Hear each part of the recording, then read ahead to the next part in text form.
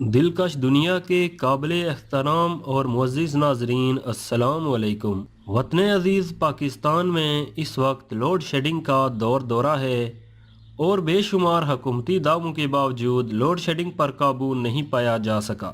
ایسے میں بجلی کا ذکر ہی تازہ ہوا کے جھونکے سے کم نہیں۔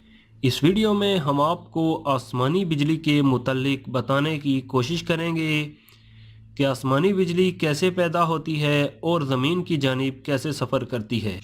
لیکن ویڈیو میں آگے جانے سے قبل نئے آنے والے دوستوں سے گزارش ہے کہ چینل کو سبسکرائب کرتے ہوئے ساتھ موجود گھنٹی کے بٹن کو دبا دیں تاکہ نئی آنے والی ہر ویڈیو آپ احباب تک آسانی سے پہنچ سکے۔ ناظرین محترم، آسمانی بجلی دراصل اس وقت پیدا ہوتی ہے جب بادل اور تیز ہوا ایک دوسرے سے رگڑ کھاتے ہیں۔ آسمانی بجلی میں کروڑوں وولٹ اور کروڑوں ایمپیئر کرنٹ ہوتا ہے جو کہ زمین پر دو طرح سے لپکتا ہے۔ جو شخص یا چیز اس جگہ کی مناسبت سے اونچے ترین ہوں ان پر بجلی گر کر زمین میں چلی جاتی ہے۔ سائنسدانوں کے مطابق زمین میں بھی مثبت یا منفی چارج ہوتا ہے، اس لیے آسمانی بجلی بھی اس چارج کی طرف لپکتی ہے اور زمین میں چلی جاتی ہے۔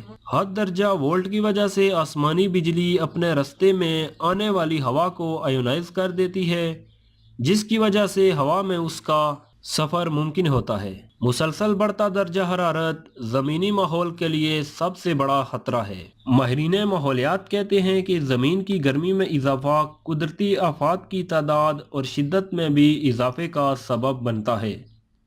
حالیہ تحقیق کے مطابق ماحولیاتی تبدیلیوں کے باعث مستقبل قریب میں آسمانی بجلی گرنے کے واقعات میں اضافہ ہو جائے گا۔ امریکی ماہرین کے مطابق 2100 تک دنیا میں بجلی گرنے کے واقعات 35% تک بڑھ چکے ہوں گے۔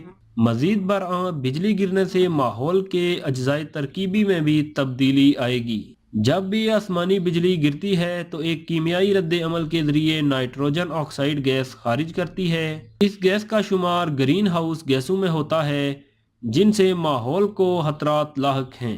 بارش کے موسم میں عمومی طور پر آسمانی بجلی گرنے کی اطلاعات ملتی رہتی ہیں اور بعض اوقات یہ حادثات جان لیوا بھی ثابت ہو سکتے ہیں۔ اگرچہ اس مظہر فطرت پر ہمارا کوئی کنٹرول نہیں، لیکن ہم کچھ ایسی تدابیر ضرور اختیار کر سکتے ہیں کہ جن سے جان بچ سکے۔